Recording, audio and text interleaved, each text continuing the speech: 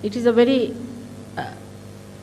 unique opportunity, I think, for me to meet you again in Bombay when you are all leaving this country.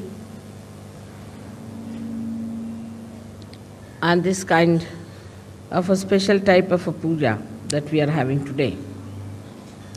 This is the puja done to the sun and is called as Makar Sankrant. Makar is the tropic of Capricorn. Capricorn is Makar. So now the sun is moving from the tropic of Capricorn towards the tropic of Cancer. And it's always a fixed date because it has something to do with the sun. This is the only date which is fixed in Indian calendar because they have to deal with the sun. But this time I don't know why, what has happened that they have put it on the 15th of this month. It's always the 14th. Now, today is they are changing. I would say that the seasons are going to be changed. We've got 6 months when this sun moves towards the southern hemisphere and makes it warm.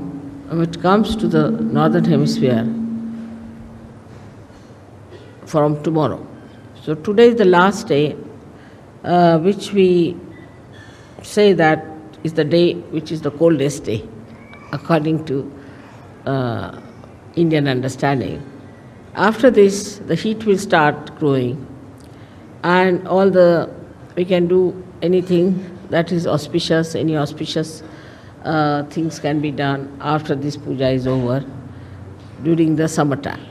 Though it's very hot in summer, still people want the sun to rule us and to give us warmth because of him only all the fields and all the vegetables, all the fruits, everything grows. And that's why when the 6 months the sun is not here, we call it as Sankrant, meaning a calamity in a way.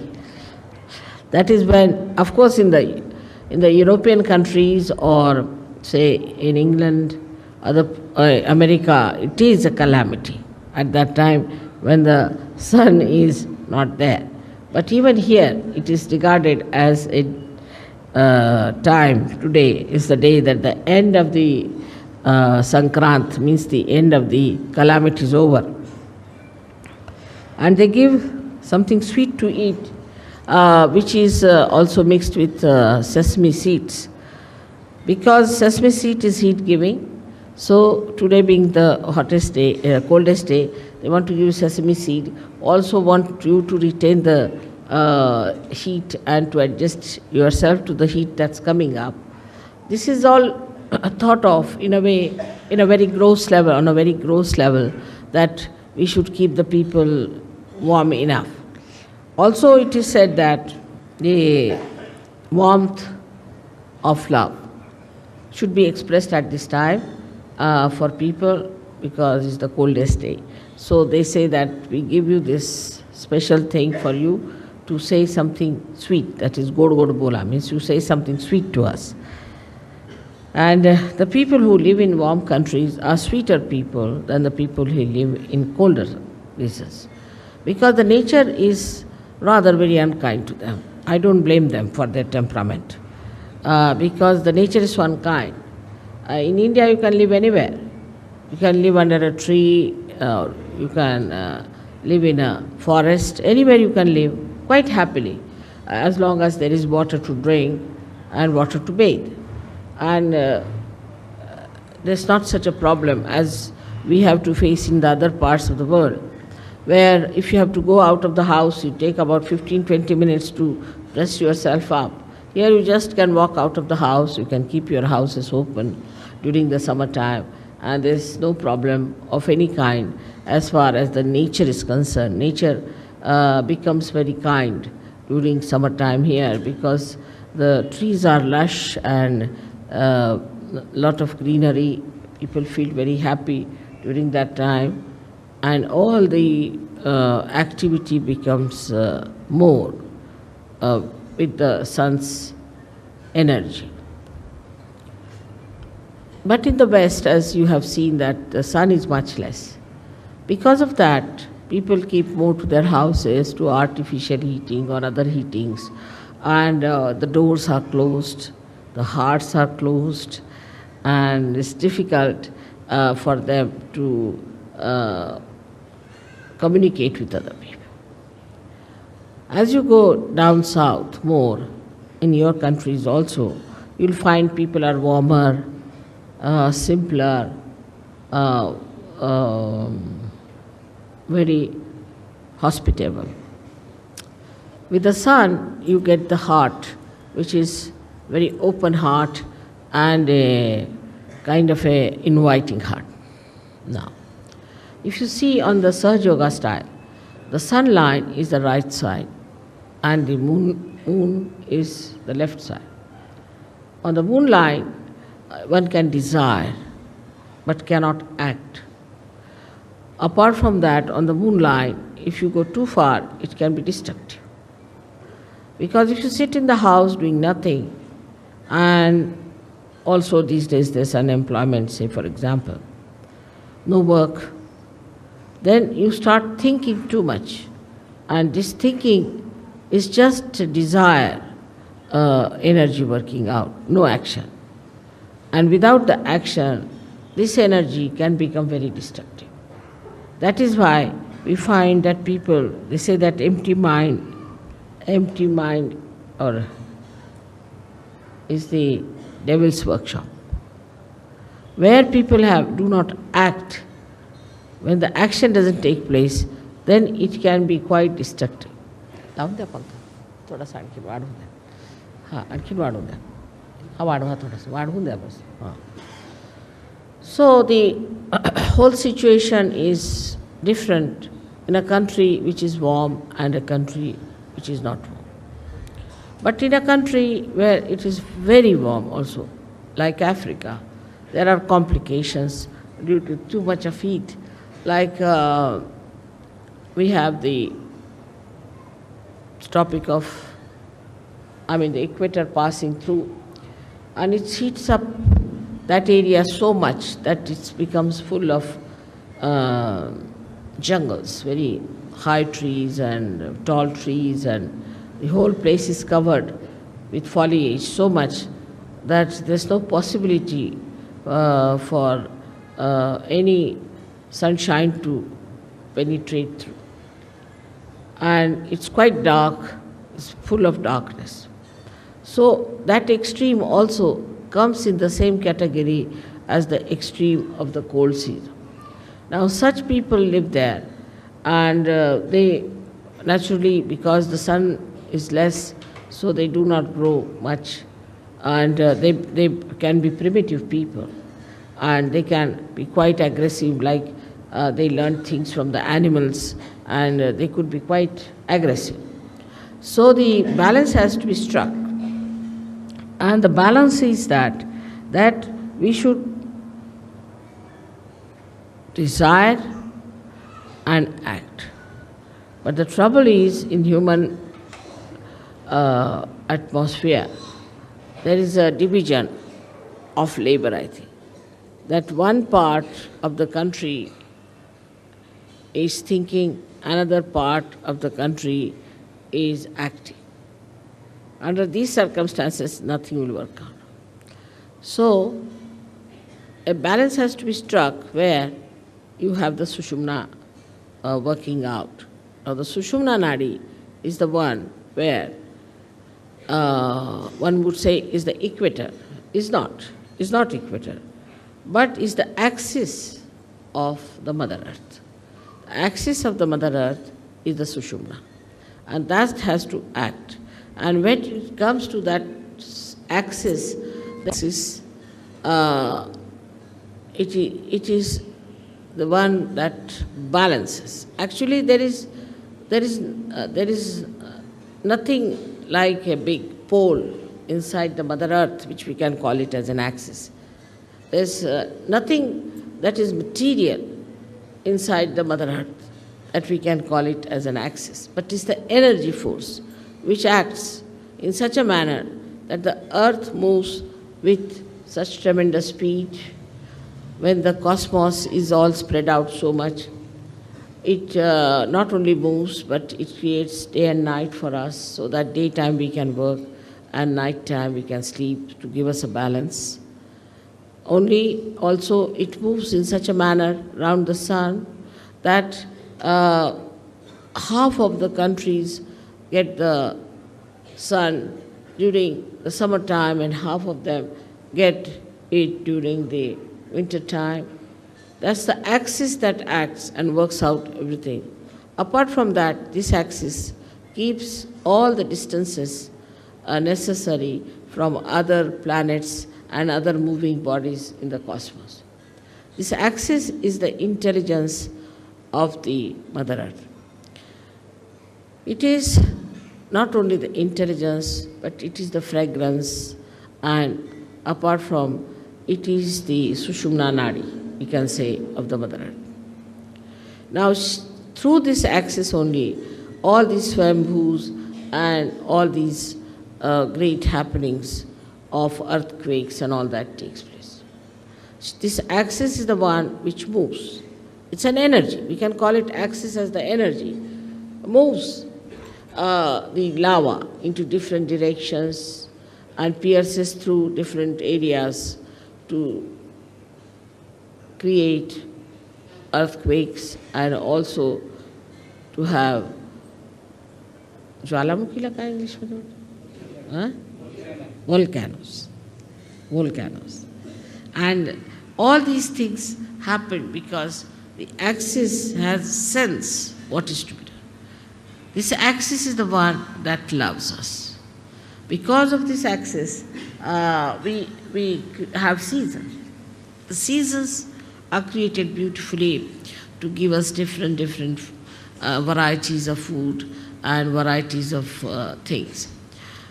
The heat of the Mother Earth, if it is lost, then we'll have nothing on this earth. It will be all frozen and there will be all snow and we'll have no food, nothing, and it will be like moon living here. Now it is being specially created. First, the Mother Earth, when it was created through the heat of the sun. So we can say that the sun is the father of the Mother Earth. Then she was brought very close to the moon. So it cooled down, absolutely it cooled down, it was all snow. Then it was brought closer to the sun and moved at a point where life could start working. And that's how the whole thing was organized beautifully to make life grow in that area. When the life started growing, gradually we know that how the carbon was formed. Now the carbon is formed by the same axis because there's heat in the axis, the energy of heat that converts the plants into carbon. Now this carbon is later on forms the basis for we can say for the production of carbohydrates, you can say, or all organic matter. But to create life, we had to have another help, is the nitrogen. And this nitrogen was also, you'll be surprised to know, that was created by the same axis, by its movement. And when it created this nitrogen, the nitrogen gave us the amino acids. And when the amino acids were created within us, then we started our lives from amoeba and all that. Of course, this was done in the ocean, because in the ocean, with the movement, nitrogen was created and life was created. And then through the ocean it's emitted out, and that's how we have amino acids. With the amino acids, the formation of amino acids gave us the combinations and permutations, different lives. So in the whole evolutionary process, the Mother Earth has played a very big part through her axis. In the same way, in human beings, the axis is the most important. That's the main principle of life we have got, is our axis. We have to stand on our axis. Those who do not stand on their axis, stand more towards the left or towards the life, are capable of complete destruction. Because either they will be destroyed by too much of right side or too much of left side. So our axis has to be properly dealt with. Now those people who do not have a proper axis can have problems of different chakras, of different kind of quality in a person. A person who stretches his axis too much, puts back his head like this, is a person who is very right-sided and creates problem with his ego. And the one who absolutely bends down, like a slavish person, also is a person who goes towards his destructiveness. Now there's a big problem between these two types of people, one trying to dominate another, and when they start dominating another person, they actually destroy themselves as well as destroy the ones whom they are dominating. For example, now, we have seen that we had Britishers who came here and ruled us. We have seen the French went and ruled some other people. Then there are Portuguese who went and ruled some other people. But everything that they did to dominate and all that has double reactions. First of all, by their domination, say, Indians became very slavish. Indians become, even today, they are extremely slavish and they do not have that independent axis as they should have. Extremely slavish people they are. Especially I see in the West, I'm surprised when the Indians go from here. I find they are so very slavish. They try to sort of do all kinds of slavish acts to please the white-skinned people. The white skin became sort of a very adorable stuff in it. That added to the ego of the whites. Added to the ego of the whites, and today you see what's happening is all that ego is destroying them. They are on the verge of destruction because of their ego. So it is so unnatural and it is so superficial. One has to understand that what is the best within a human being is his axis. And everybody has an axis, and one must respect the axis of every person. In Sahaja Yoga, I don't know you by your faces so much. I know you by your chakras, by your sushumna, what sort of a sushumna you have. If you have a deep sushumna, I know you as a deep person. If you have a superficial sushumna, I know you as a person with a very superficial type of a sushumna. And even if you make up something by sort of being very nice or good, or talking about Sahaja Yoga, or knowing too much about Sahaja Yoga, and saying things which will baffle normally anyone, as if you are masters of Sahaja Yoga, I know how deep you are. So the depth on the axis is more important than anything else. Your axis has to be very deep. Now you will say that, Mother, the axis is the same as it is. So how can it be deep? So in the axis, as you see, is made in human beings, is like a 3.5 coiled paper-like thing. And the inside of it is the Brahmanadi. The Brahmanadi is a very, very small little, we can call a very, very hair-like thing, where only a hair like Kundalini can pass through. But when the person is deep, this Brahmanadi is bigger, and all the rest of them, which are coiled into each other, are smaller. While the people who are not deep, their outside, what you call the foldings, are bigger than the inside small thing. Now such people could be apparently very dynamic, may look very intelligent, may look very smart, may look to be very good looking, or whatever it may be outwardly. But inwardly they are not deep. Inwardly, if they are deep, their whole attitude is beautiful. They are very joy-giving people. They are very joy-giving. And the more, if you meet a person of another kind, he may look joyous, he may try to give you joy, but the joy won't be really that deep. It would be like a joy killing. So it is important for us to make our axis deeper. And that is where we lack the proper assiduity, the proper effort we have to put in. Now some people have automatically very deep axis. And some people have very, what should you say, a very constricted type of the axis. This axis has to be grown. Now when you come for my puja and all that, I do expand it, I agree. But it is a temporary thing. To retain it at that point, one has to work at home, in the collective also. One has to work very much at home with meditation. But it should be done seriously.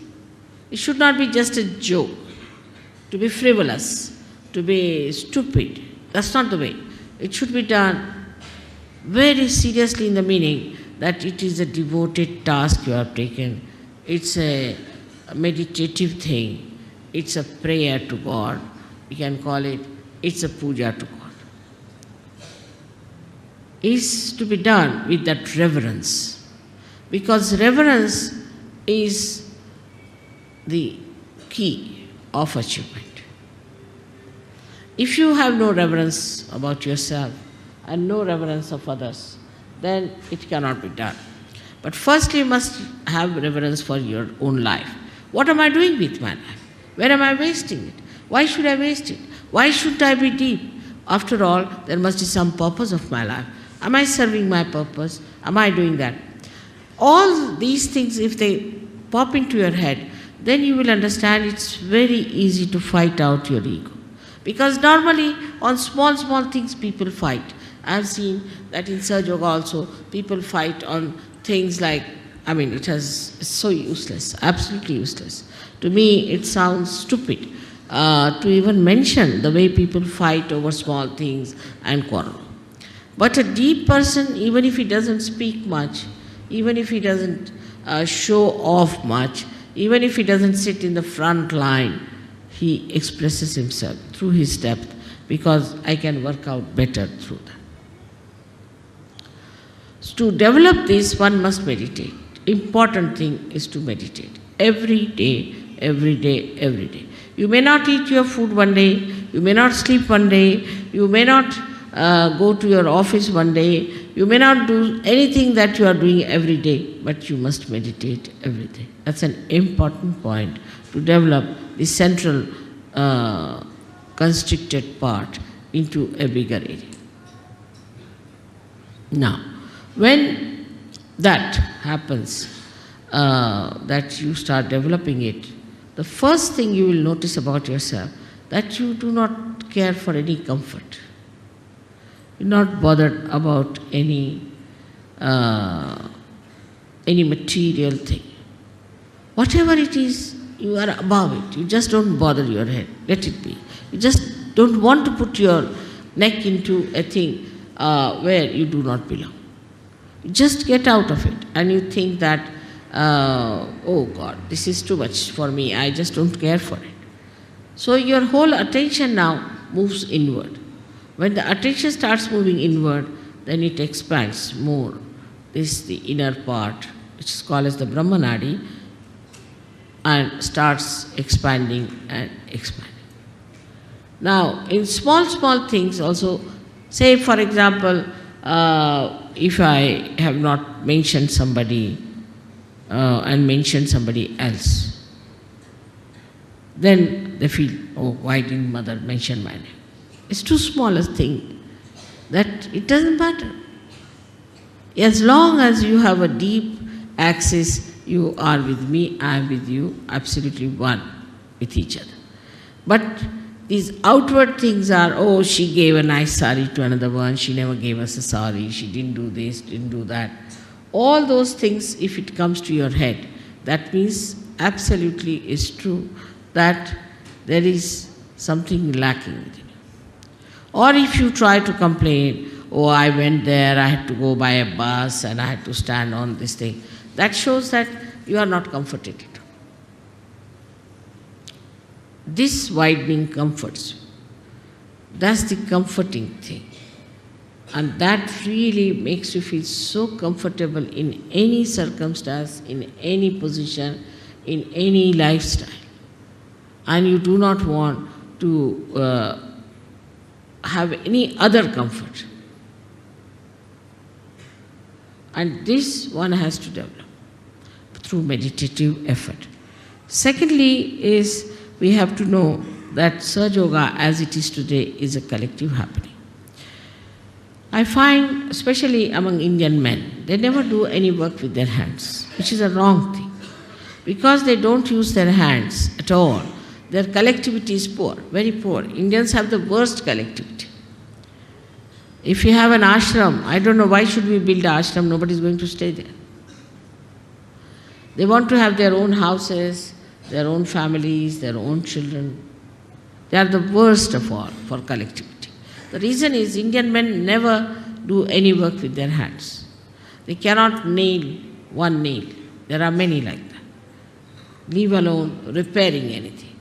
They will stand with their hands on their hips and would just tell work to other people. See, there's a Marathi saying, very interesting, untavarun sheɗya hakne. That is to sit on a camel and to drive the goats. So that is very typical of Indian men. They cannot repair anything, they cannot do anything now. If supposing somebody is spreading something, they'll just stand like this, watch. They'll never put their hands to it. So for every Sahaja Yogi, it is important what we call as Sramadan. They have to do some Sramadan. Sramadan means the giving of some labor. And that is what we lack. That even if it comes to that, you better clean your house. You better clean outside of your house. Try to put some garden around your house. Try to paint your house. Do some sort of a work with your hand, which even if you don't have anything, you can even brush your hair or something like that. Whatever you think is the easiest you can start with, because I don't think people even do that. Even they don't shave themselves, they get a person to shave them. I mean, absolutely lazy lumps as that. Now, but on the contrary, we see in the West, people use their hands. Because of that, you see, because they can use their hands, they are very collective. So they score a point on being collective.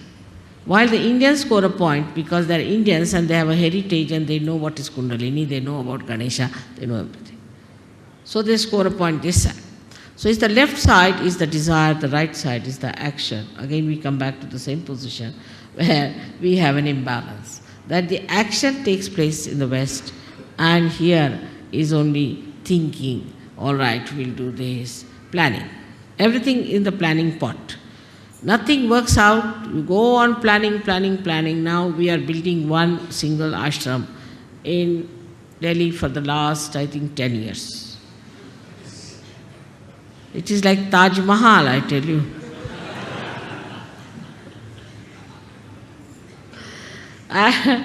It's so difficult, you see, to understand why they have taken so much time, and it's not a very big place, nothing. But it is not only the Sahaja Yogis, but other factors also. Because everybody is like that. Everything is postponed.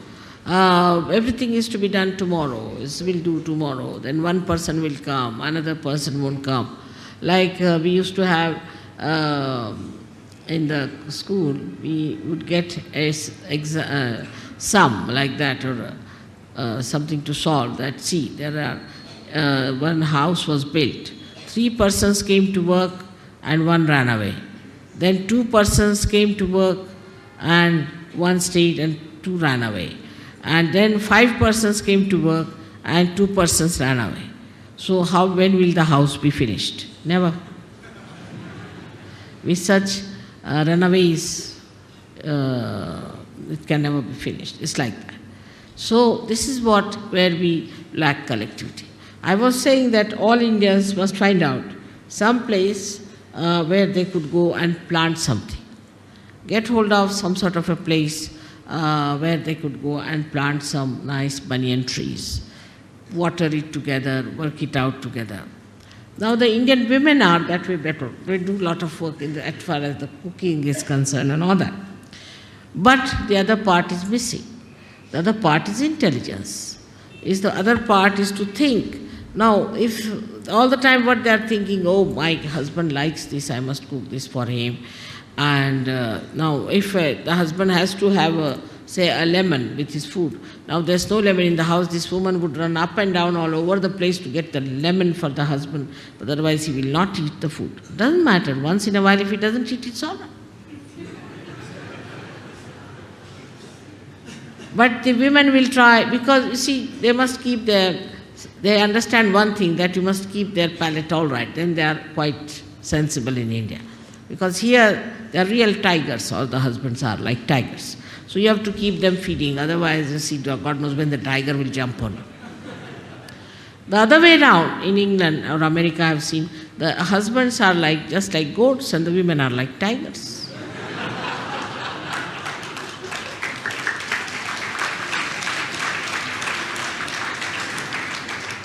And the westernized Indian women also are like that. And when they go to West, even simple women, I've seen they become like tigresses. Something surprising how they change immediately to the position, even if they may not wear the jeans and all those things, but they become like that. So this imbalancing starts in a human being when he doesn't understand that you have to the axis of the Mother Earth and neither the Capricorn or the Cancer. This balance comes through our depth, and that depth has to be improved. Not through just by talking about it, by talking about Sahaja Yoga, but actually seriously doing meditation. Actually seriously doing meditation. Secondly, we must do some collective work. Now we have in India, say, architects. They have never touched anything with their own hands. They are sitting and drawing. See, that's all, finished. Now, after the drawing, do what you like. Now, there are problems, practical problems. They cannot nail one nail. All are what we call them as white-collar pandarpishas. Absolutely useless for any handwork. They cannot do any handwork whatsoever. Even if they have to lift, say, one of these chairs and stretch them, they cannot do it normally. So, under these circumstances, one has to understand that we come from a society which is absolutely ruinous as far as collectivity is concerned. So let us be collective. Let us try to do something collective. But the collectivity is so poor in India, so poor, that even they do not treat their wives nicely.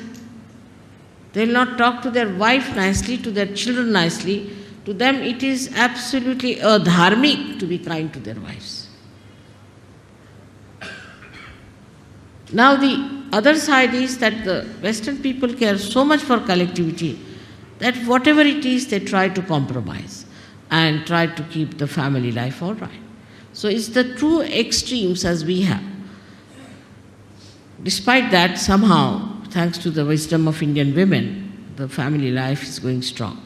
But if you see such women, such men in England, I can tell you nobody will stand the nonsense that Indian men do to their women here. Absolutely. It cannot be forgiven the way they behave. So the balance between the women and men, what is the axis is the home. Home is the axis. In the home, what sort of talks you have? What do you think about? What is your problem? Where is your attention? What do you discuss? That's very important to see. In that you will find out what is going on in the family. Say you are talking ill of each other. If you are telling your child against your husband, husband is telling the wife against, telling the children about against the husband, like that. If it is going on like that, then what happens? That there cannot be the axis which is all right. The axis is love. Axis is love, but not exploitation nor spoiling. Is love. In country like ours, see what is the axis we have? The axis of our country is Adhyatma. We have to now get over this hankering after money, development, this, that. First take to Adhyatma. If people get realization before they are developed, there won't be the problem of creating another America here. We don't have to become communist. We don't have to do anything like that, because communists are just the same as Americans. There's no difference at all in temperament. If American is allowed to stay in Russia, he'll behave the same way as a Russian behaves. And if a Russian is sent to America, he'll behave the same way as the Americans behave. There's no change at all. Now, if the axis of Adhyatma in any country where a person achieves his spiritual ascent becomes the most important thing and is achieved, then any amount of development, any amount of all these things cannot destroy that country, cannot create wars. There will be peace everywhere, there will be enjoyment everywhere. So on this day of Makar Sankrant, let us say now the Sankrant is over, and we have to look forward to the new age of a new new moon blessing us, and the great sun coming over to give us all the energy we need to celebrate the advent of the golden age of Sajju. May God bless you.